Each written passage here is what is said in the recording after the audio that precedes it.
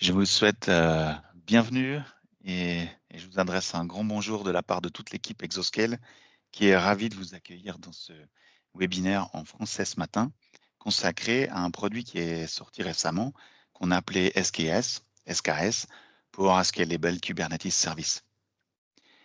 Mon nom est Sébastien Pittet et je vais animer ou modérer ce webinaire aujourd'hui pendant l'heure qui vient avec l'aide de Mathieu Corbin. Alors, tout d'abord, un grand merci à vous tous. Exoscale a souvent communiqué en anglais, en tout cas durant les dernières années. L'idée, c'était de toucher un maximum de monde, mais cette fois, on a souhaité euh, cibler notre communauté francophone qui ne cesse de grandir. Et votre participation dans ce webinaire est un véritable cadeau. Ça veut dire que pour moi, il y a une vraie attente de votre part qu'on explique ce qu'on fait dans votre langue maternelle. Et donc, ça nous fait vraiment un grand plaisir. Au sujet des outils, donc le webinaire sera enregistré et disponible sur YouTube dans les quelques jours à venir. Pour la partie des questions, on récupère tout cela dans le chat de Microsoft Teams ou même, même avec la voix si vous voulez unmuter votre participation, votre compte. Tous les exemples de code, de configuration, tout ce que Mathieu va montrer sera disponible via un GitHub dans un repo et vous devriez recevoir à l'issue de cette présentation un email avec tout le contenu et tous les éléments. Donc, comme je l'ai dit, le déroulement est assuré par Mathieu et moi. Je vais assurer la première partie pour tout ce qui est introduction et présentation d'Exoscale. J'ai l'idée que cette heure à venir, elle est surtout vue comme un joli moment de formation et de compréhension de ce que veut faire Exoscale ou de ce que nous délivrons. Donc, je vais aller assez vite sur cette présentation plutôt commerciale et plutôt marketing d'Exoscale. Évidemment, si vous avez des questions d'ordre général sur la société, je les récolte et j'y répondrai un peu plus tard. Mais je pense que on a la chance d'avoir Mathieu avec nous ce matin, donc l'idée, c'est vraiment de lui donner un maximum de temps et puis d'aller dans quelque chose qui est plutôt technique. Mathieu a participé activement avec le reste de l'équipe à la création de notre produit SKS. Il est développeur Clojure chez Exoscale et donc il est la personne absolument rêvée pour répondre à la plupart de vos questions sur le sujet. Évidemment, il y a toutes les internes Exoscale qui sont dans le chat et dans ce webinaire quelque part, évidemment, libre à eux de participer aux réponses aux questions s'ils jugent nécessaire. Pour la suite, j'ai imaginé un tech-o-meter qui, bien sûr, correspond à mon échelle à moi. Donc, on voit que j'animerai les 10 premières minutes avec un niveau technique plutôt bas, plutôt acceptable pour tout le monde. Et puis ensuite, Mathieu prendra le relais avec une montée en puissance.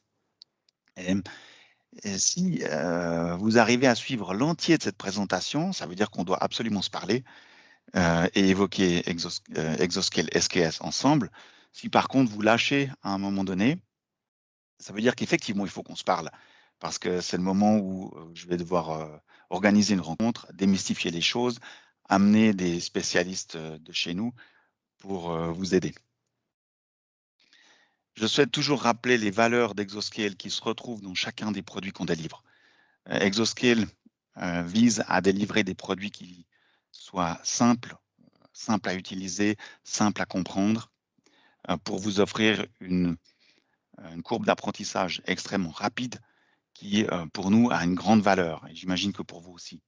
Le deuxième mot-clé ici, c'est ce côté safe. Toutes les données que vous stockez sur Exoscale sont à l'abri des regards. Et puis, on a aussi l'idée d'amener cette valeur de no vendor lock-in. Donc, chez Exoscale, vous ne serez pas captif. Et puis, SKS va exactement dans cette tendance, puisqu'on sort avec un Kubernetes Vanilla. Donc, ce que vous faites sur SKS Exoscale peut être répliqué sur d'autres types de cloud. Et puis, la troisième valeur qui nous tient à cœur, c'est ce côté scalability. Exoscale délivre des infrastructures qui vont vous permettre de suivre vos besoins, scaling horizontal, scaling vertical, et puis on arrive avec une facturation extrêmement granulaire, avec une API qui est ouverte, qui s'intègre avec beaucoup de choses. Donc, on sera ravis de vous faire découvrir ça dans l'heure qui vient.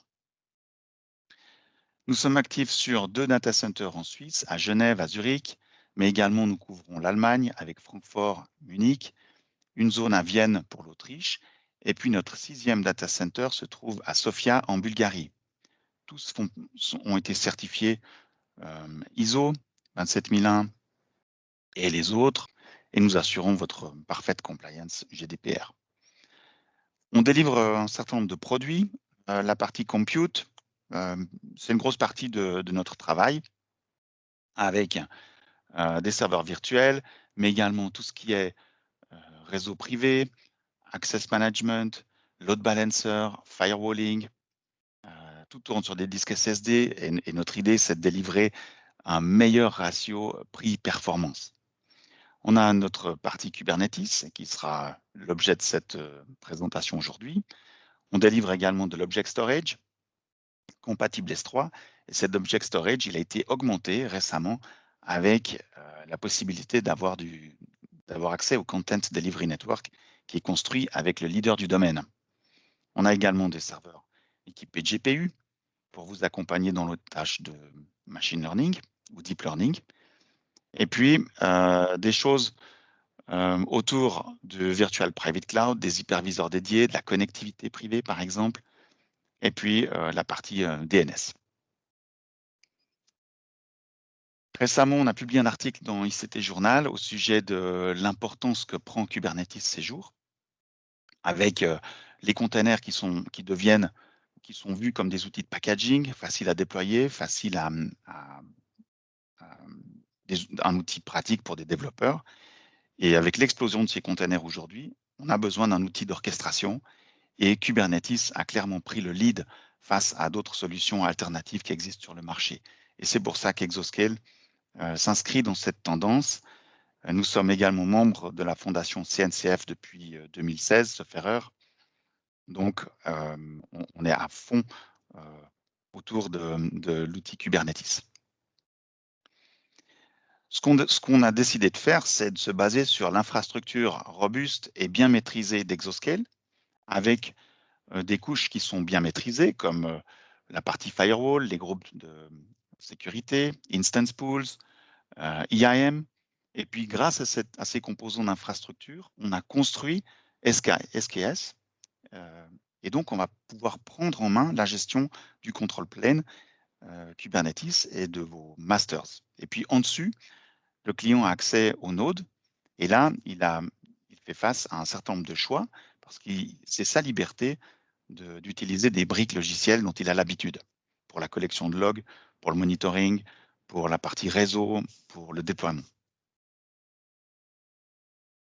Et là, je vais essayer de transmettre dans la minute qui arrive les mots-clés de vocabulaire pour la compréhension de Kubernetes. Et là, l'idée, c'est de partir de la gauche avec une requête HTTP qui arrive et on va aller jusqu'au container et jusqu'au serveur physique.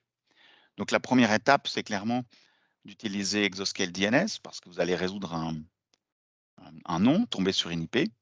Notre DNS, il est intégré dans notre API, disponible via l'interface web, le command line ou même le provider officiel Terraform.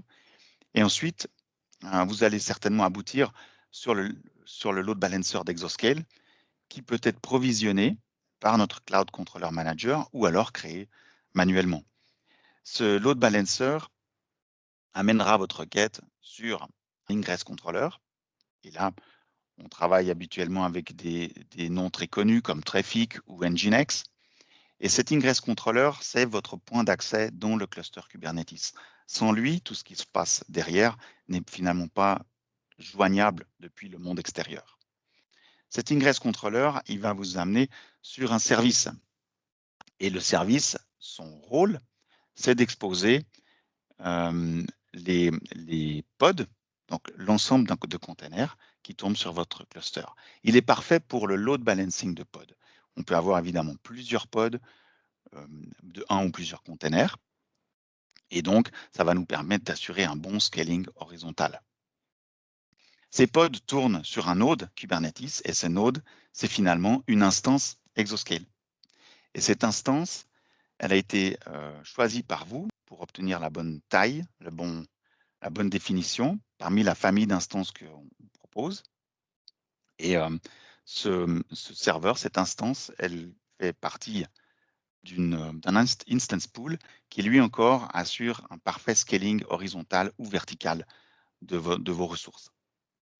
Sur la partie basse de ce slide, j'ai placé pas mal de texte. Je ne vais pas le traverser parce que le temps presse. Et je vous ai glissé ces éléments pour lecture lorsque vous aurez le contenu. Maintenant, c'est le tour de Mathieu. Je casse mon partage. Et puis Mathieu, comme disait Jules César dans ses films, the stage is yours. Merci beaucoup. Donc, c'est parti. Je vais partager mon écran.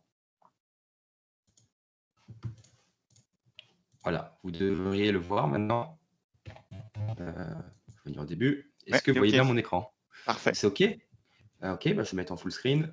Voilà, c'est parti. Donc, merci à tous pour d'avoir rejoint ce webinaire. Comme l'a dit mon collègue, je m'appelle Mathieu Corbin et je suis team lead à Exoscale et j'ai beaucoup travaillé sur ce produit. Et je vais commencer par quelques slides où je vais un peu parler du produit en lui-même, mais je vais surtout faire une démo assez longue où je vais présenter plusieurs choses, plusieurs intégrations. Alors, rapidement, on a construit SKS avec quelques objectifs en tête. Déjà, c'était la rapidité. On voulait que créer un cluster soit rapide. Donc, par exemple, ici, je vous montre un exemple et on va même le faire juste après nous-mêmes. Créer un cluster, un control plane, mais entre 1 minute 45 et 2 minutes aujourd'hui, en sachant qu'il y a beaucoup de composants qui sont déployés. J'en parlerai un petit peu plus tard. Et on a vraiment voulu faire quelque chose qui soit facile à utiliser et facile à démarrer. Comme ça, parce que Kubernetes, ça peut être assez impressionnant, donc on voulait offrir une offre qui permettait de très rapidement avoir un cluster fonctionnel pour commencer à jouer avec. C'est également une offre qui est adaptée à différents usages. On a 2 offres aujourd'hui. Une offre starter, donc avec un contrôle plane gratuit. Les workers sont toujours payants, mais le contrôle plane est gratuit. Mais c'est une offre sans haute disponibilité, mais qui suffit à certains besoins pour des POC, pour découvrir le produit, pour des environnements de développement. Ça marche très, très bien. Et on a également une offre pro qui, elle, va être payante. Donc là, il y aura de la haute disponibilité et un SLA. Mais on est toujours sur un tarif honnête de 5 centimes de l'heure, donc environ 36 € par mois, ce qui est pas trop mal pour un contrôle plane Kubernetes. Pour gagner un peu de temps dans cette démo, je vais lancer cette commande pour créer un cluster. Comme ça, elle tournera pendant mes slides suivantes, parce que comme je l'ai dit, ça met environ 2 minutes. Comme ça, on ne perd pas de temps à attendre que le cluster se crée. Donc, je vais faire ça tout de suite. Donc, ma commande, c'est celle-là, pour créer un cluster, exo sks create. Je spécifie ma version de Kubernetes voulue, donc ici 1.20.5, et un nom de cluster. Mon cluster va s'appeler Demo Cluster. Il y a d'autres options possibles lorsqu'on crée un cluster. Vous pouvez customiser la création, mais là, on va vraiment laisser les valeurs par défaut qui sont très bien pour de la production. Donc, je vais me contenter de taper cette commande dans un terminal. Je vais zoomer un peu, voilà. Et on va attendre et passer à la suite. Voilà. Donc, c'est une offre qui s'intègre vraiment à l'existant d'Exoscale. Comme l'a dit Sébastien, on s'appuie sur nos produits actuels pour SKS, finalement. SKS s'intègre avec notre load balancer, je le montrerai pendant la démo. Les node pools, donc un node pool, c'est un groupe de machines sur Kubernetes, c'est un groupe de workers, sont des instances pools, donc qui sont des groupes de machines Exoscale qui ont certaines propriétés qu'on peut scaler, on peut en rajouter, en enlever, faire des rollouts, etc. Et donc, toutes les fonctionnalités disponibles sur les instances pool Exoscale sont également disponibles sur les node pools.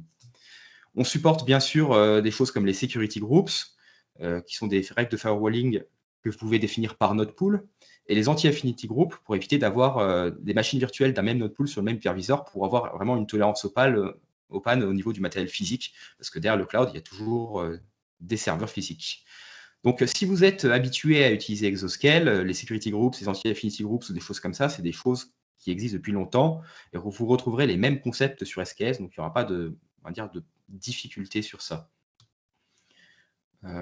Voilà. Et on a déjà un grand nombre de fonctionnalités. Lorsque vous créez un cluster, vous avez plusieurs composants qui sont déployés par défaut aujourd'hui. Vous avez l'Exoscale Cloud Controller Manager, donc qui gère les load balancers automatiquement pour exposer des services de Kubernetes sur le load balancer Exoscale. Vous avez Metric Servers, que je montrerai également, qui permet de récupérer certaines métriques dans Kubernetes et d'avoir de l'autoscaling sur les conteneurs, sur les pods. Et enfin, on déploie Calico pour gérer le réseau comme plugin réseau Kubernetes. On supporte l'upgrade de cluster.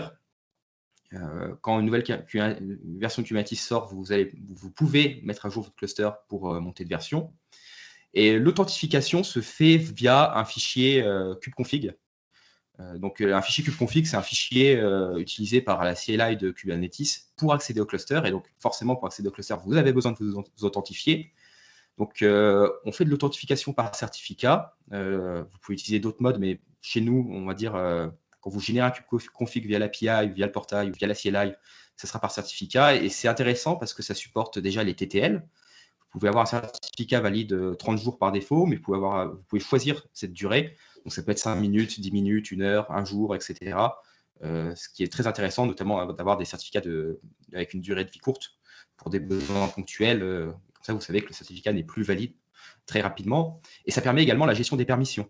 Vous pouvez créer un rôle dans Kubernetes, créer un utilisateur dans Kubernetes et lui assigner des rôles et générer un certificat, donc un kubeconfig qui contient un certificat pour cet utilisateur, et donc avoir que cet utilisateur, que lorsqu'il va utiliser Kubernetes, ait des permissions restreintes.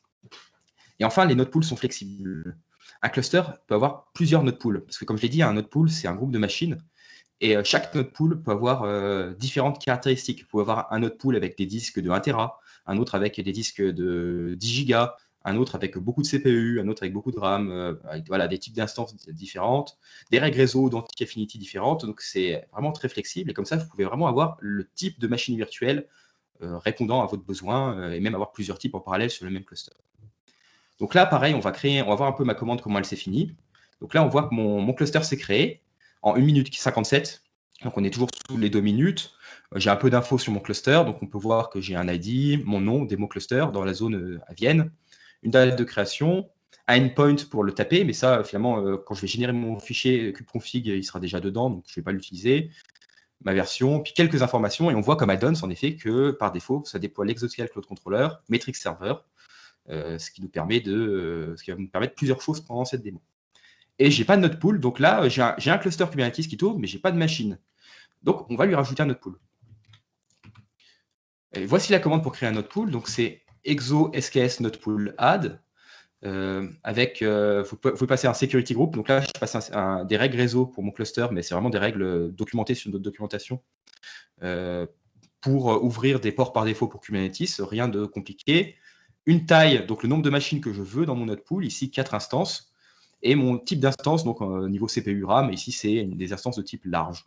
Je passe mon nom de cluster, démo cluster. My first node pool sera le nom de mon node pool. Je vais exécuter cette commande.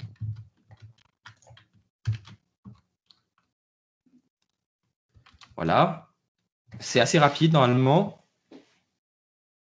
Donc voilà, mon node pool est créé. Mais là, les machines vont se créer. Les machines mettent entre 1 minute et 2 minutes à joindre le cluster. Donc, on va retourner sur la présentation et voir après qu'on peut accéder à notre cluster finalement. Et on a vraiment un outillage complet pour gérer les clusters. Comme tous les produits Exoscale, l'accent il est vraiment mis sur l'intégration dans l'outillage. La definition of done d'un produit, c'est avoir un outil inclus dans l'outillage, disponible via la CLI, dans Terraform. Tout doit se faire et peut se faire via API, bien sûr. C'est également présent dans le portail web. Je vais le montrer juste après. Et c'est vraiment un point très important à Exoscale. Et donc, dans cette démo, je présente la CLI, mais il n'y a aucun problème pour faire, par exemple, du Terraform sur Exoscale et notamment dans le cadre d'SKS. Et voilà. Donc là, on va passer aux démos. Et la première démo que je vais faire, c'est vraiment une démo très, très simple. C'est que je vais déployer le dashboard Kubernetes sur mon cluster. Le dashboard Kubernetes, c'est un composant standard de Kubernetes qui permet de voir un peu ce qui tourne sur le cluster, voir vos conteneurs, voir vos pods, vos ressources finalement qui sont créées sur le cluster. Et je vais le créer. Et ensuite, je vais le rendre accessible sur Internet pour pouvoir y accéder via mon navigateur en créant un service Kubernetes de type load balancer. Et c'est ce que je disais juste avant. Ici, un load balancer Exoscale sera automatiquement provisionné et configuré par un composant que j'ai mentionné qui s'appelle l'Exoscale Cloud Controller Manager. pour exposer ce service Kubernetes interne au cluster sur Internet, sur une IP fixe que vous pourrez ensuite configurer avec un DNS, comme je le montrerai plus tard. Donc, ça ressemble à ça, finalement. C'est vraiment une démo, on va dire, assez simple pour l'instant. On complexifiera un peu plus tard. Donc, j'aurai un Network Load Balancer qui écoutera sur le port 8443. C'est un port que j'ai choisi aléatoirement, on va dire, et qui envoie le trafic finalement vers un service Kubernetes qui redirigera ça finalement vers mon pod, donc vers mon conteneur avec mon dashboard Kubernetes. Donc, c'est parti. Et avant ça, je voulais vous montrer quand même un peu à quoi ça ressemble l'interface. Donc là, on voit que j'ai créé mon cluster ici, et ici, c'est celui qui s'appelle Demo Cluster. Je vais zoomer un petit peu, voilà, comme ça. Donc, il est en state running et vous pouvez faire des actions dessus. Hein. Je pourrais le supprimer si je voulais, mais ce n'est pas ce que je veux. Si je clique dessus, on voit que j'ai mon node pool qui fonctionne, my first node pool, et on voit que mon cluster, j'ai également des informations dessus, comme sa version, son niveau, donc Pro Starter, ici c'est un cluster Pro. Et si je clique sur mon node pool, pareil, je vois les informations de mon node pool. Quand est-ce qu'il a été créé, son type d'instance, large, sa taille de disque, son nombre de machines, je vais pouvoir le scale up si je veux. Et on voit ici les IP de mes machines et que tout va bien, normalement tout devrait fonctionner. Bon, la première chose à faire, c'est accéder au cluster. Comme je l'ai dit, on a besoin pour ça d'un fichier kubeconfig. Donc je vais faire une commande qui s'appelle exo-sks kubeconfig, qui me permet de générer un kubeconfig. Je passe mon nom de cluster, démo cluster, un groupe pour mon utilisateur. Donc ici, comme je l'ai dit, on peut configurer des groupes Kubernetes assigner à l'utilisateur. Donc ici, c'est Systems Master. C'est un groupe qui me permet d'être administrateur sur mon cluster. C'est plus simple pour ma démo. Et un nom d'utilisateur, donc c'est Mathieu. Je redirige ensuite le contenu de ce fichier dans mon home, donc dans le fichier .kubeconfig, qui est le fichier par défaut, le chemin par défaut pour le fichier d'authentification Kubernetes. Donc, j'exécute cette commande. Voilà, c'est fait. Et maintenant, je peux normalement interagir avec mon cluster. Voilà, donc si je fais un kubectl get node, on voit que j'ai mes 4 nœuds, c'est ce que j'avais demandé, qui sont ready, donc qui sont prêts, qui ont été créés il y a 1 minute 30. Voilà, ils ont rejoint le cluster il y a 1 minute 30, donc pendant que je faisais ma présentation, c'est pour ça que j'avais lancé en background, on va dire, la création. Et donc, on a vu finalement que très rapidement, on avait un cluster. Là, en 1 minute 57, on avait notre control plane, on a rajouté notre node pool, les nœuds ont rejoint le cluster sans problème, on peut commencer à travailler. Et d'ailleurs, si je regarde un peu ce qui tourne sur mon cluster, dans le namespace kubesystem, qui est le namespace on va dire, par défaut de Kubernetes, j'ai plein de choses qui tournent. Parce que comme je l'ai dit, on déploie par défaut un certain nombre de composants pour vous sur votre cluster, vous n'aurez pas à le faire dans le but d'avoir un cluster vraiment totalement fonctionnel dès le départ. Donc ici, on déploie Calico pour gérer le réseau, Core DNS pour gérer vos DNS, Connectivity, c'est un agent qui nous sert à accéder finalement à votre cluster pour déployer des choses dessus, on peut dire, pour faire marcher des commandes comme kubectl logs ou exec. Kubeproxy pour gérer le réseau également, Metric Server que j'ai mentionné tout à l'heure, qu'on fera une démo avec tout à l'heure, pour avoir certaines métriques. Bref, votre cluster est vraiment prêt à être utilisé. Donc maintenant, déployons notre dashboard. Je vais retourner dans mon éditeur. Alors, pas ici.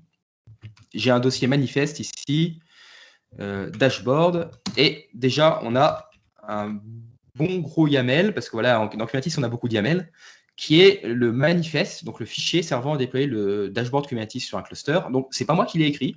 J'ai récupéré celui d'Internet. Comme l'a dit Sébastien, on est vraiment chez Exoscale sur une offre standard Kubernetes. Ce qui marche dans la doc officielle de Kubernetes marchera sur Exoscale. Donc, c'est portable. Il n'y a aucun problème à réutiliser des exemples existants, des manifestes existants. Et donc là, voilà, j'ai un manifeste YAML et je vais le déployer, tout simplement. Donc, je vais faire ça tout de suite. Je vais dans le bon répertoire et je fais un kubectl de mon dashboard.yaml. Voilà. Mon dashboard va se déployer. Donc, normalement, il tourne. Voilà, il est running. Tout va bien. Mon dashboard fonctionne. Maintenant, on doit l'exposer sur Internet. Parce que là, il tourne dans le cluster, mais je ne peux pas y accéder. Et là, je vais retourner sur le portail web d'Exoscale pour vous montrer quelque chose. Ici, j'ai un onglet Load Balancers. Donc là, j'ai plusieurs Load Balancers pour d'autres besoins, notamment pour la démo, la suite de la démo, parce que je vais vous montrer plusieurs choses. Donc, j'en ai 3. Mais là, ce que je veux, c'est que Kubernetes me génère pour moi un Load Balancer pour exposer mon dashboard. Vraiment un Load Balancer tout neuf. Et pour ça, comme je l'ai dit avant, je vais déployer une nouvelle ressource Kubernetes de type service, de type service et surtout un service de type load balancer ici. Ça, c'est important. Et je dis, je veux un load balancer sur le port 8443 avec un protocole TCP. Et ensuite, je peux configurer mon load balancer via des annotations ici. Donc, par exemple, je dis, je veux un load balancer, je veux que son nom s'appelle kubedashboard. Que sa description soit this load balancer exposes my Kubernetes dashboard. Et je veux également que mon load balancer fasse une stratégie de load balancing, par exemple, source hash. Pour load balancer, si on a plusieurs instances de dashboard, que ce soit l'IP source finalement qui soit utilisée pour router le trafic, mais on a d'autres modes, on a round robin par exemple. Et je veux également des health checks sur mes backends derrière mon load balancer, donc des health checks TCP toutes les 10 secondes, des modes de 3 secondes, etc. etc. Donc, je configure vraiment mon load balancer via des annotations. Créons ce service.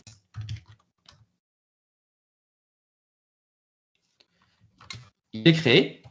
Et normalement, très rapidement, voilà, si je retourne sur mon interface ici, je vois que j'ai mon load balancer qui s'appelle kubedashboard, comme demandé, qui est en cours de création. Voilà, et donc là, il a une IP qui a été assignée à l'instant. Donc voilà, il va se créer. On va aller dessus. Voilà, là, normalement, il est prêt. On va attendre un petit peu. Là, mon load balancer est créé, et ensuite, Kubernetes va également provisionner mon service pour exposer mon dashboard. D'ailleurs, je vais faire un petit refresh. Je pense que ma page n'a pas été mise à jour. Voilà, c'est déjà fait. Ma page n'était pas mise à jour. J'ai un service sur le port 8443, exactement comme demandé, qui s'appelle kubedashboard et qui est configuré également comme demandé avec la stratégie source hash pour le load balancing, avec un intervalle de 10 secondes pour, on va dire pour les health checks. Et on peut voir que j'ai mes machines derrière mon load balancer. Et là, normalement, je peux commencer à aller sur mon dashboard. Donc, on va essayer. Voilà, je prends l'IP de mon load balancer. Et je vais sur le port 8443, où j'ai mon service qui tourne. Alors, on est sur un certificat auto-signé dans cet exemple. Je montrerai plus tard comment avoir des vrais certificats valides et signés par une autorité de certification reconnue. Ici, pour ce test, on va accepter le certificat auto-signé du dashboard Kubernetes. Voilà, parce qu'on est sur une démo. Ce que je voulais, c'est juste montrer le dashboard. Et pour s'authentifier au dashboard, on a également besoin d'un token, d'un jeton d'authentification. Je vais le générer via une commande Kubernetes également. Je ne vais pas trop détailler cette partie, mais voilà, je fais juste, en gros, je crée un service account, je vais créer un token pour accéder à mon dashboard, et finalement, ça me permettra d'accéder à mon dashboard via un token qui est généré ici. Normalement, si je le prends et que je le colle là, ça fonctionne. Et là, j'ai mon dashboard qui est fonctionnel, exposé sur Internet via un load balancer Exascale, et on peut voir ce qui tourne sur mon cluster. J'ai plus de 12 ans. Voilà, comme je l'ai dit, c'est ceux que j'ai montré juste avant, Calico, kubeproxy, Metric Servers, on peut voir leur usage, je peux voir ce qui se passe un peu. Donc le dashboard est très bien pour pouvoir avoir une vue, un peu une overview du cluster. Voilà, donc ça c'est ma première démo. Mais on va aller plus loin. On va maintenant déployer un ingress controller. En effet, là, j'ai juste déployé mon dashboard Kubernetes, un load balancer, mais en réalité, les gens, généralement, ce qu'ils utilisent pour déployer, exposer des applications sur Internet dans Kubernetes, c'est un ingress controller, donc par exemple Nginx ici, que je vais présenter. Et ensuite, je vais exposer cet ingress controller via également un service de type load balancer. Et là, je vais faire quelque chose différent de tout à l'heure. C'est qu'on a vu pour le dashboard Kubernetes que Kubernetes me crée mon load balancer. Là, j'ai montré un autre mode qui existe où je vais référencer un load balancer existant dans mon service de type load balancer dans Kubernetes pour réutiliser un load balancer que j'ai créé précédemment. Par exemple, j'aurais pu créer un load balancer avec Terraform et ensuite le référencer dans Kubernetes pour utilisation. Donc, les deux modes fonctionnent. C'est vraiment au choix d'utilisateur. Il n'y a pas de... Techniquement, ça marche pareil. Mais là, je voulais également montrer ce mode qui est quand même intéressant. Donc, je vais déployer mon ingress controller et l'exposer sur Internet. Ensuite, je vais déployer un simple site web, juste pour l'exemple, qui a un tutoriel sur le langage de programmation Clojure. Ça aurait pu être n'importe quoi, mais j'ai choisi celui-là parce que je l'avais sous la main. Et je vais ensuite créer une ressource de type ingress pour exposer le site sur Internet. Donc, j'en reparlerai un peu plus tard quand je montrerai un exemple. Et finalement, ça va ressembler à ça. On aura notre load balancer qui va écouter ce coup-ci sur le port 80 et 443. Et qui va rediriger le trafic donc, vers l'intérieur de mon cluster. J'aurai un service de type load balancer, comme je l'ai dit. Ensuite, j'aurai mon ingress controller Nginx qui tournera, qui peut avoir un ou plusieurs pods, et qui va rediriger le trafic et donc faire également du load balancing finalement vers mon site web, donc qui est un tutoriel pour le langage de programmation Clojure. Donc, déployons tout ça. Alors, la première chose à faire, c'est de déployer mon Ingress Nginx. Pareil, c'est assez long, il y a beaucoup de YAML. C'est un manifeste que j'ai récupéré sur Internet dans la documentation officielle de Nginx. Donc, ça fonctionne nativement sur Exoscale et il n'y a pas de problème sur ça. Je vais le déployer.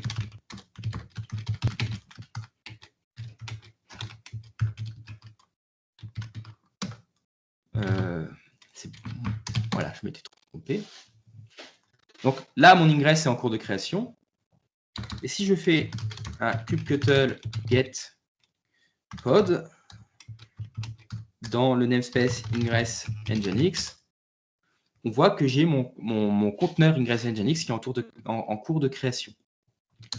Voilà, donc il va se créer, voilà, là il est running et bientôt il va passer en ready 1/1 ici normalement. Ça met une trentaine de secondes en théorie. Je vais attendre ça pour passer à la suite, comme ça je suis sûr qu'il n'y a pas de problème. Voilà, là il est running, j'ai pas de problème. Donc mon ingress est déployé, mais il est pareil, là il n'est pas disponible sur Internet et je veux l'exposer. Donc exactement comme avant, je vais définir un service de type load balancer sur mes ports 443 et 80 avec un check de type source H en mode TCP, comme d'habitude. Je veux dire un check, une stratégie de load balancing de type source H et un check de mode TCP toutes les 10 secondes.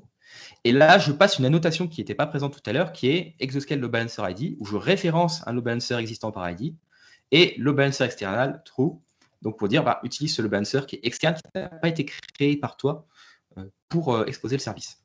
Si je retourne dans l'interface d'Exoscale, on peut le voir, ce load balancer. C'est celui-là, SKS Webinar Demo. Donc, il est créé, mais il n'a aucun service configuré. C'est-à-dire qu'il existe, mais il ne répond pas. Si je vais sur cette IP, j'ai rien. Voilà, j'ai une erreur. Créons ce service de type load balancer dans Kubernetes.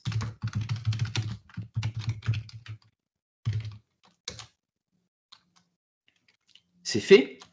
Si je retourne sur mon interface, très très rapidement, normalement, je devrais avoir... voilà, j'en ai un qui vient de se créer. Donc, sur le port 443, il s'est créé. Si je fais un F5, d'habitude, il faut attendre 5 à 10 secondes pour que ça se mette à jour, mais je n'ai pas envie d'attendre. Voilà, j'ai mes deux composants qui sont créés sur les ports 80 et 443, mes deux services, configurés comme je le veux, en mode TCP, source H, intervalle 10 secondes, etc. Donc là, ça y est, j'ai mon load balancer Nginx qui devrait être exposé sur Internet. Et en effet, si je retourne sur mon IP qui ne marchait pas, je vais reprendre la même page, pas un HTTPS, enfin, il y a toujours de l'auto-signé. Bon, j'ai un Nginx qui tourne, mais il n'y a rien derrière. J'ai aucun service derrière ce Nginx parce que je n'ai pas encore déployé mon site web. Mais on voit que mon Nginx répond, mon ingress controller répond. On va maintenant déployer le site web. On va aller dans un autre dossier. Voilà. Là, j'ai un manifeste de type deployment, qui est on va dire le standard pour Kubernetes, dans Kubernetes pour déployer une application avec plusieurs réplicas. Donc là, j'ai qu'un réplica, on en montrera plusieurs tout à l'heure. C'est mon tutoriel Clojure, qui va s'appeler tour-clj. J'ai quelques règles voilà, de configuration Kubernetes, je ne rentrerai pas dans le détail, mais je configure par exemple l'image de mon conteneur, les ressources de mon conteneur, voilà, je veux 0,5 CPU et 600 mégas de RAM, le port, donc c'est le port 8080 ici pour mon conteneur, un peu de règles de sécurité et des health checks dessus également pour savoir s'il est down ou pas. Bref, c'est une configuration vraiment standard Kubernetes. Et ensuite, j'ai défini un service pour ce déploiement, donc pas un service de type load balancer ici, vraiment un service par défaut Kubernetes, pour dire finalement mes pods tournent sur le port 8080. Je vais déployer ce manifeste.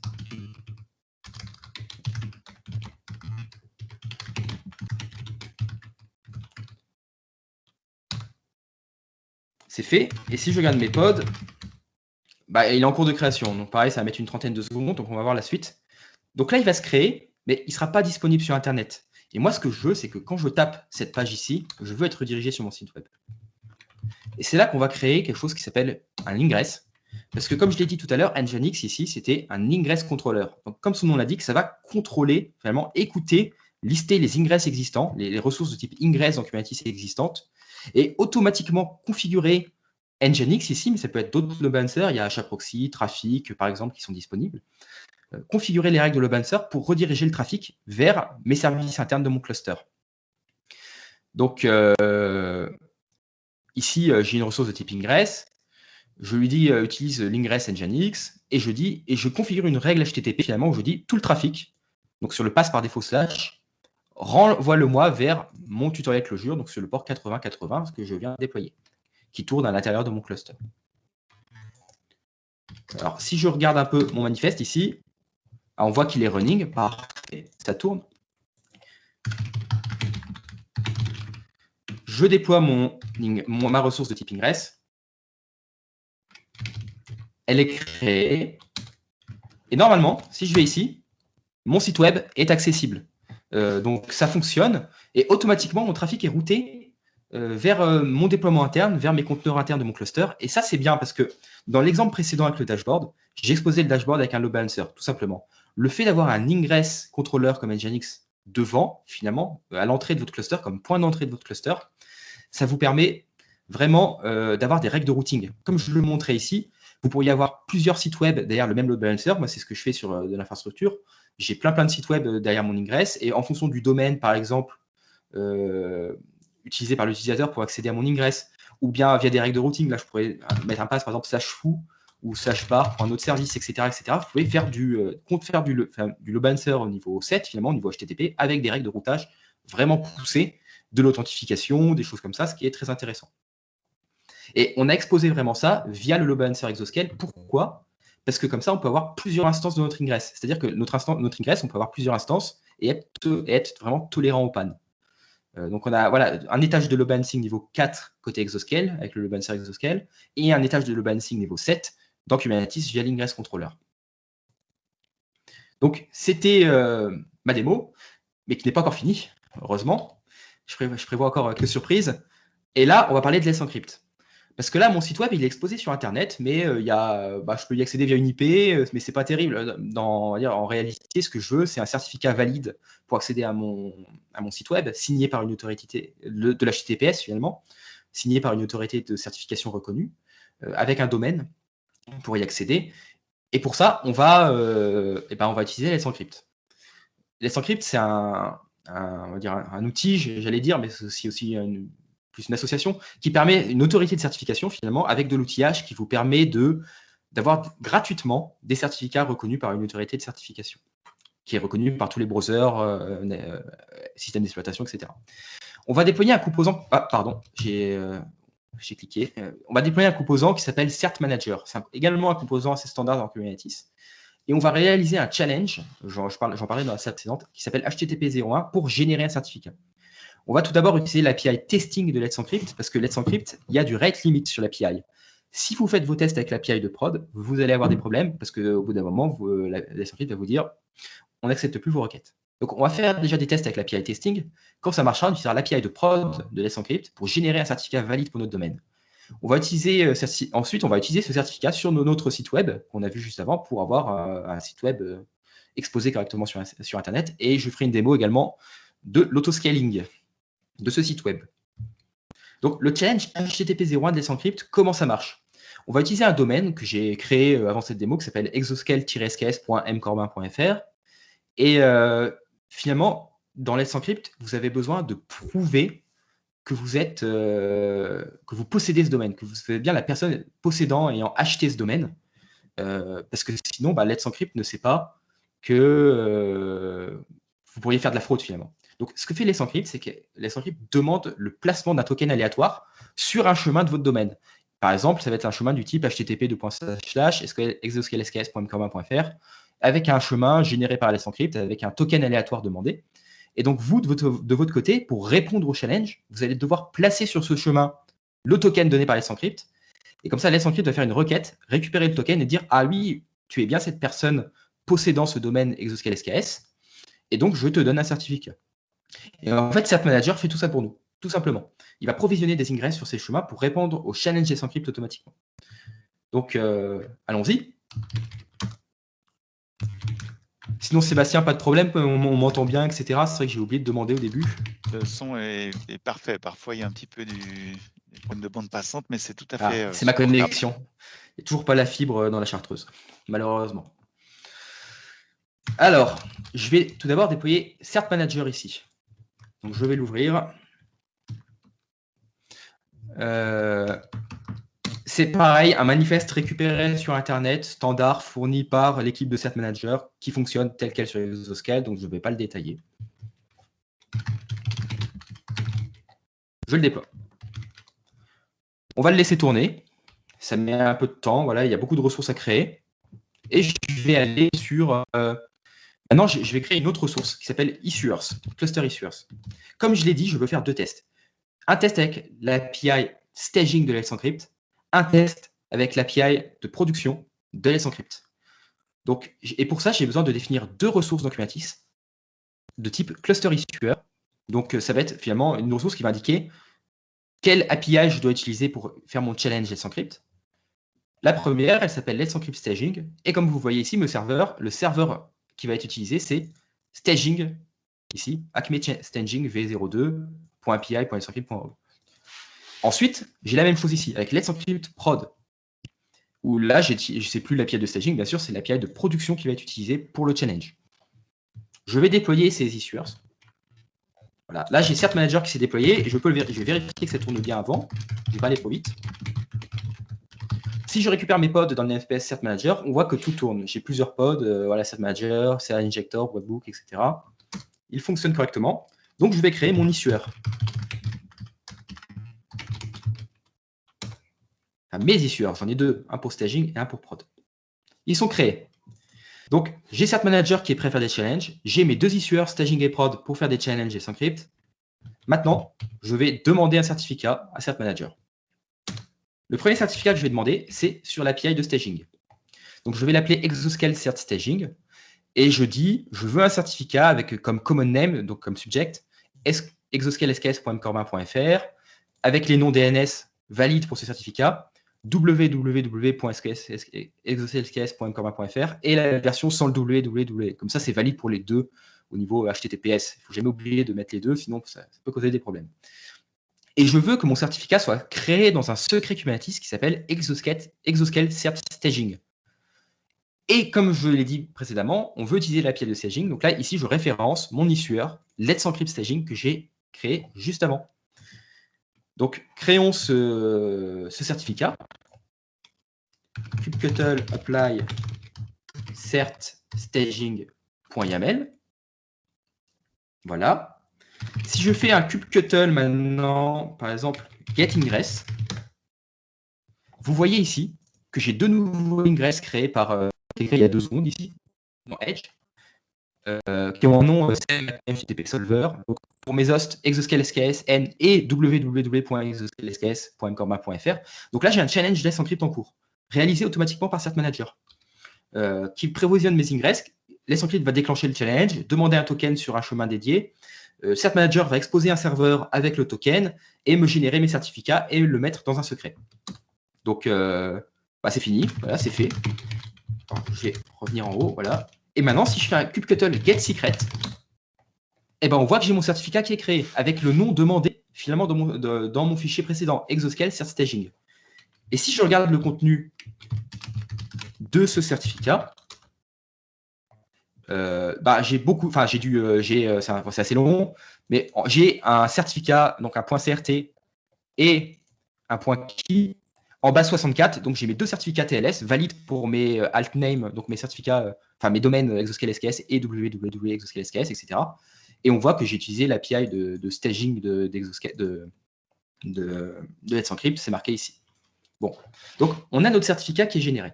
Mais ce qu'on veut, c'est l'utiliser sur notre site web. Parce que je reviens sur mon site web ici. J'ai pas de... Oui. On a ton écran qui est freeze. Il y a plusieurs participants qui lèvent la main là. Ah, alors je vais revenir dans la réunion peut-être et repartager ou repartager. J'ouvre le partage. Est-ce que vous pouvez me dire à quel moment ça a freeze que je reprenne? Se faire aux issuers, c'est-à-dire quand tu as la dernière commande, c'était la liste des issuers, je crois. Alors, je vais revenir un peu en arrière. Est-ce que vous voyez mon écran maintenant? Oui. Parfait. Donc, je vais revenir un peu en arrière. J'avais mes issuers ici, en effet. Let's Encrypt Staging, Let's Encrypt Prod. je les ai créés sur mon cluster. Et ensuite, j'ai déployé une ressource de type certificat, kind certificate, où je demande un certificat avec en nom DNS exoscale.sks.mcorbin.fr et les deux versions finalement, avec ou sans www. Et je dis utilise l'issueur Let's Encrypt Staging pour le créer. J'ai exécuté cette commande. Je vais revenir un peu en arrière dans mon terminal. En fait, c'est pas lu, désolé. C'est plus haut. J'ai exécuté cette commande. Et ce qui s'est passé, c'est que j'ai un secret qui s'est créé automatiquement dans Kubernetes. De toute façon, je vais refaire cette démo avec l'API prod de Let's Encrypt. Donc, vous allez revoir la procédure une nouvelle fois. Mais donc, j'ai un secret qui s'appelle Exoscale Cert Staging qui a été créé et qui contient un certificat généré pour mon domaine, exactement comme demandé dans cette ressource de type certificat. Et donc, tout est OK. Voilà, j'espère que l'écran ne frisera plus. Une fois, j'ai fait une présentation comme ça où je parlais tout seul. En fait, au bout de 20 minutes, je me suis rendu compte que j'avais été déconnecté. Petite histoire. J'espère que ça n'arrivera pas. Ouais, c'est vrai qu'on ne voit pas ce qui se passe, nous, en tant que speaker. Donc, n'hésitez pas, Sébastien, n'hésitez pas à regarder le chat, etc. Si vous voyez un problème. Voilà. Donc, maintenant, j'ai un certificat dans un secret Kubernetes qui s'appelle Exoscale Cert Staging. Et je veux l'utiliser.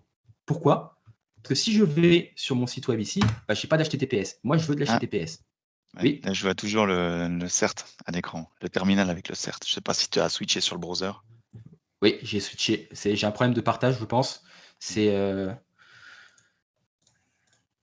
Voilà. Et je crois que c'est quand je repasse sur Teams, en fait, il me refreeze. Il ne faut pas que je Teams. Est-ce que vous voyez mon browser ? Ok, oui. Ouais, c'est exactement ça. Je pense que quand je reviens sur Teams, en fait, ça freeze. Enfin, ouais, c'est Microsoft. Bon. Donc là, mon site web n'est pas en HTTPS. Et donc, il faut que je revienne dans la présentation. Donc, je veux de l'HTTPS dessus. Donc, on va faire deux choses.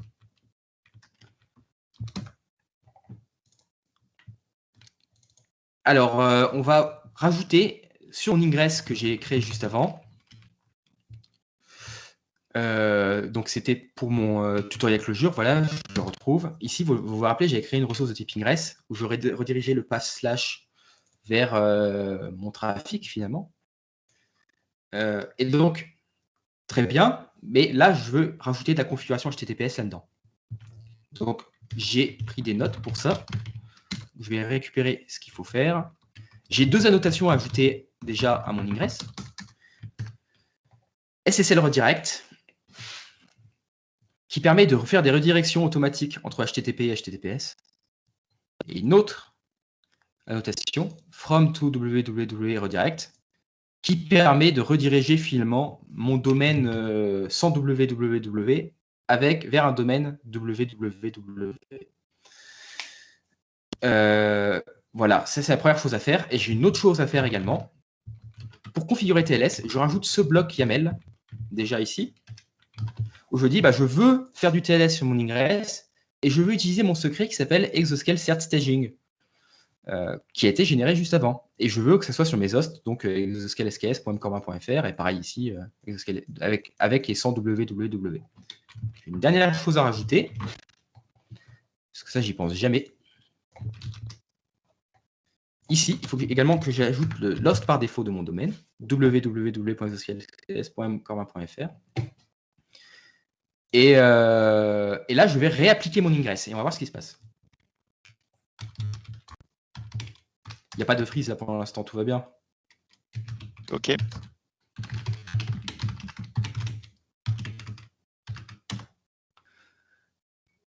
C'est créé.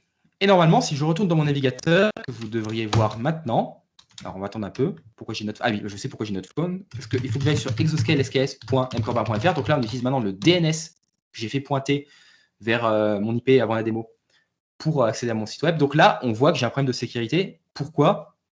Parce que j'utilise l'API staging de Let's Encrypt, comme je l'ai dit. Donc, ce n'est pas un certificat valide. C'était juste pour tester. Et en effet, si je regarde le certificat, ici, on voit qu'il a été généré par staging Let's Encrypt, mais que sinon, c'est correct. Si je regarde les DNS, le nom DNS, c'est exoscalesks.mcorbin.fr. Pareil pour la version www. Donc, tout fonctionne comme attendu. Et là, on sait que ça fonctionne. On va maintenant utiliser l'API de production de Let's Encrypt. Donc, si vous avez raté à cause de mon freeze la création du certificat tout à l'heure. Je vais répéter l'opération. Je reviens vers Cert Manager. Et là, je vais créer un certificat qui s'appelle Exoscale Cert Prod, avec comme common name exoscalesks.corbin.fr, pareil pour secret name. En DNS, mes 2 entrées DNS avec ou sans www. Et ensuite, je vais lui dire, comme issueur, ce coup-ci, utilise Let's Encrypt Prod, l'issueur de production de Let's Encrypt. Appliquons ce manifeste. Alors, Cert Manager, voilà. Cert, c'est moins F. Il est créé. Si je regarde mes ingresses, normalement, très rapidement, alors, ça va arriver, je pense. J'espère que je n'ai pas fait d'erreur. Juste regarder mes secrets. Et il est en cours de création. Ah voilà, c'est bon. Ça a mis un peu de temps. J'ai eu peur. Donc, si on regarde mes ingresses, j'ai 2 nouveaux ingresses qui sont créés, automatiquement créés par Cert Manager pour faire mon challenge. Comme je l'ai dit juste avant, mon challenge Let's Encrypt pour générer mon certificat. Donc, pour mes 2 domaines, il y a un challenge qui est en cours. Ça devrait être assez rapide sur le port 80. Donc ça passe par le load balancer Exoscale qui pointe sur parce que j'ai fait pointer ce domaine et ce domaine sur l'IP du load balancer. C'est fait. Et si je regarde mes secrets maintenant, j'ai mon Exoscale Cert Prod qui est créé. Et donc maintenant, on va l'utiliser. On revient sur mon ingress Nginx. Je change juste le nom du secret, Exoscale Cert Staging en Exoscale Cert Prod. On réapplique l'ingress.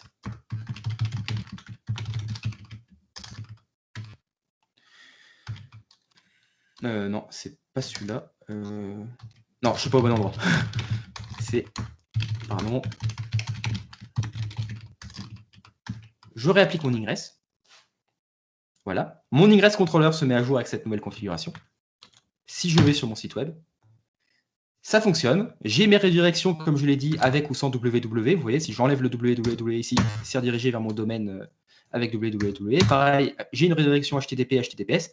Et surtout, j'ai un certificat valide. Si je vais voir mon certificat, alors je crois que c'est comme ça dans Firefox.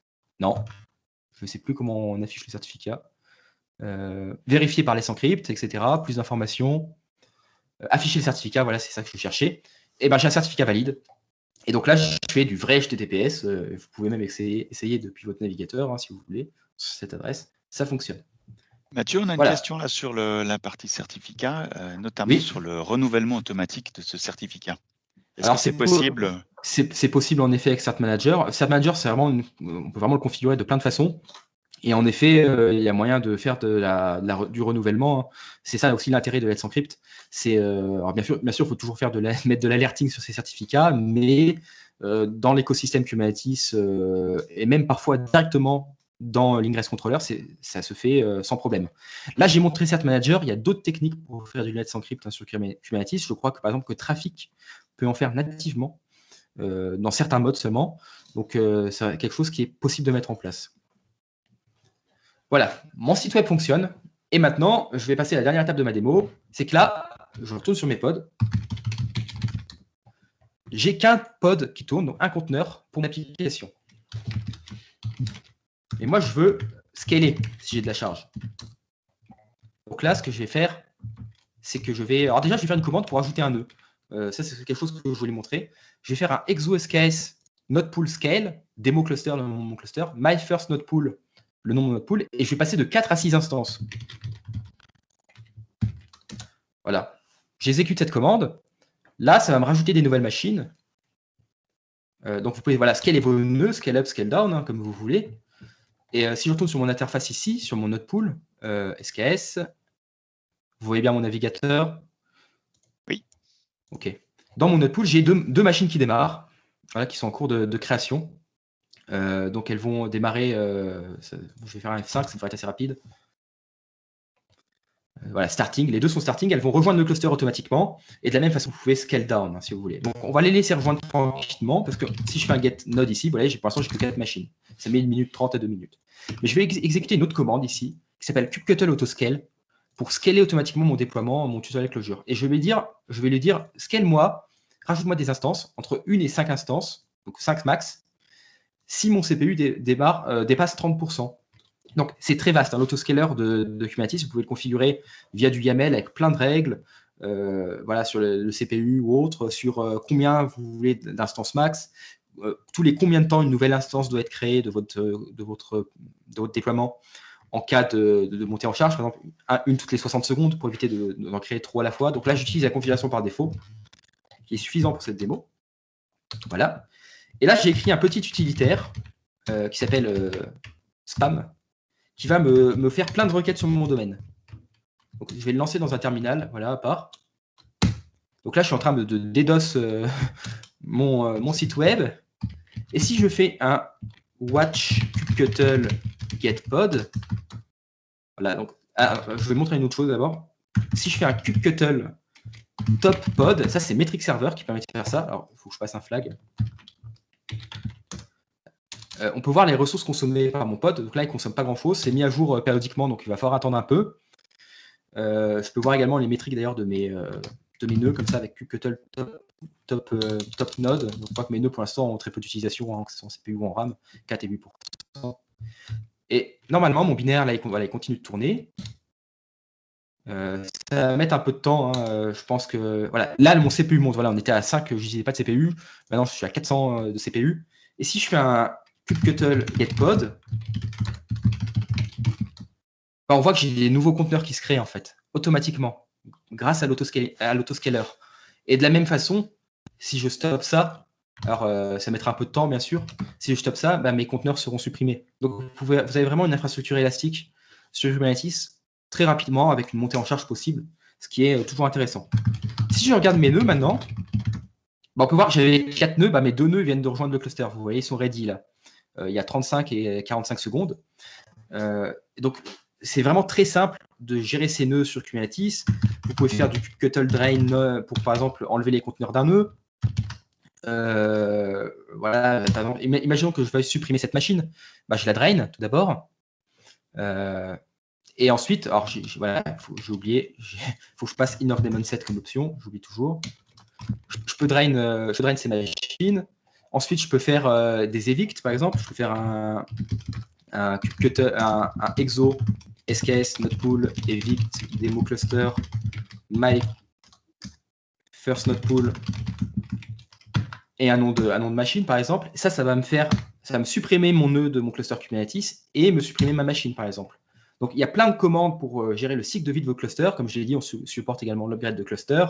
C'est des instances pool derrière. Donc, si vous tuez une machine, si vous détruisez une machine, là, on voit que ma machine que j'ai evict, elle est supprimée. Mais si j'en supprime une à la main, par exemple, je vais ici, je la supprime, elle redémarrera automatiquement pour avoir le nombre de réplicas demandés. Donc, c'est vraiment très, très flexible. Donc, on arrive à la fin de cette présentation. J'ai encore une petite slide à vous montrer. C'est la roadmap.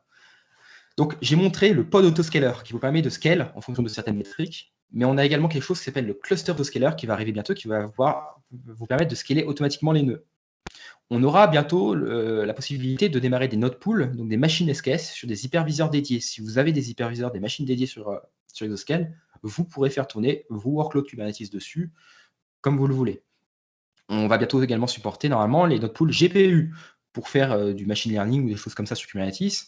On continue de travailler sur la documentation et les exemples. Par exemple, on va essayer de s'intégrer dans la documentation officielle de Nginx pour l'ingress controller que j'ai montré ou des choses comme ça. On prévoit de déployer plus d'add-ons par défaut.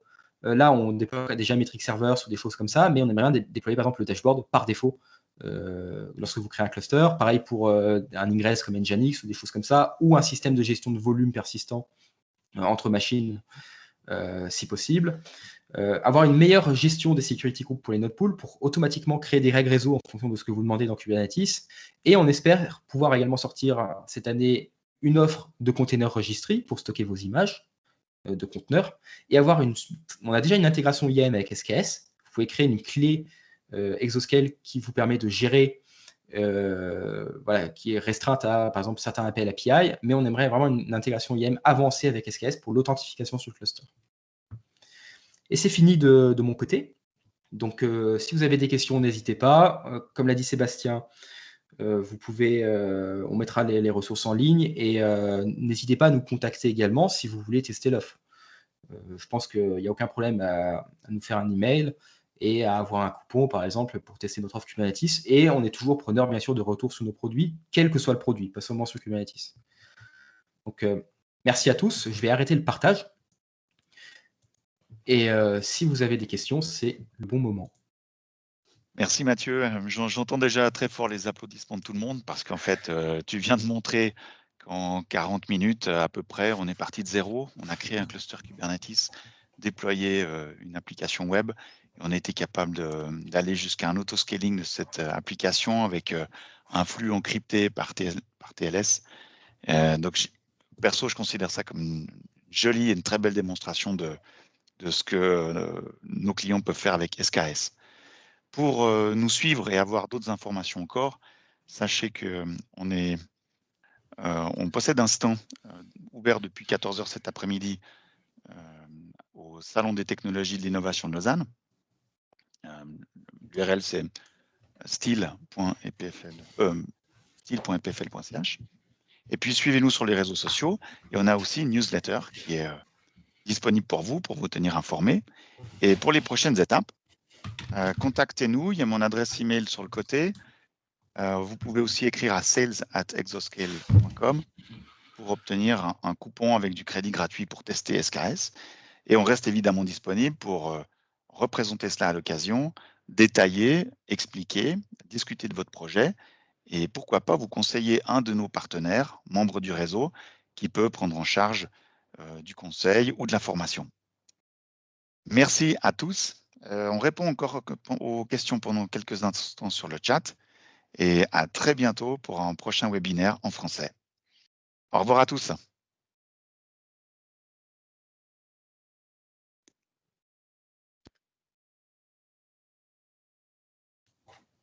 Il y avait une question sur les volumes. Alors, j'ai vu qu'Antoine avait déjà répondu Exact. On a déjà fait un webinaire notamment sur le Longhorn. Et il faut savoir, voilà, ça sera possible donc avec ce genre d'outil. Et je regarde vite les questions qui restent aussi dans le chat. Mais je crois que c'est... Ah, il y a une question, Mathieu, de Guillaume qui dit « Est-ce qu'il est prévu de déployer un cluster SKS sur un private network afin qu'il soit exposé publiquement ?» Alors, par défaut, rien n'est exposé.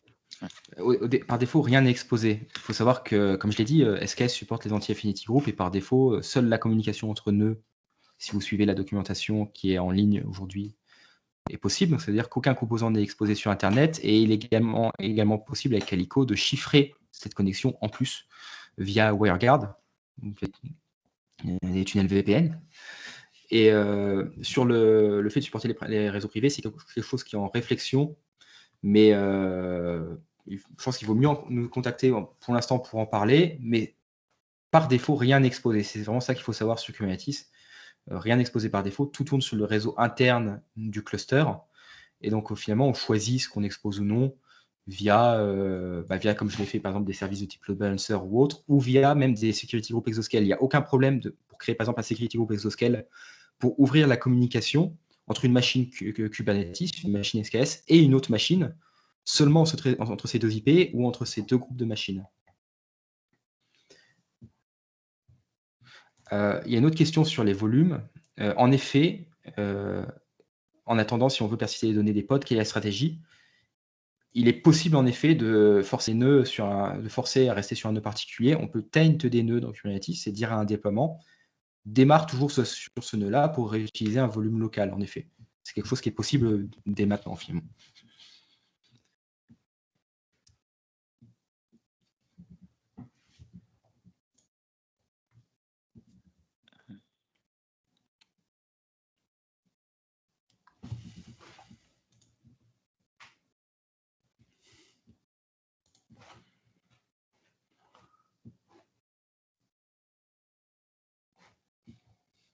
Je crois que c'est OK. Il n'y a plus tellement d'autres questions, à moins qu'il y ait des gens qui tapent encore sur leur clavier, mais a priori, je crois que c'est bon. Quoi qu'il en soit, envoyez les questions sur sales@exoscale.com et puis on vous contacte pour transmettre les informations. Il y a beaucoup de merci. Finalement, il y a plus de merci que de questions, ce qui fait plaisir. Ça avait l'air d'être clair, donc c'est bon signe, je le dis. Et on était particulièrement nombreux, ce qui est quelque chose d'apprécié parce qu'en fait, on s'attend toujours au fait que les participants aient des empêchements, mais là, il y a un très gros taux de participation à ce webinaire, ce qui est plutôt bien.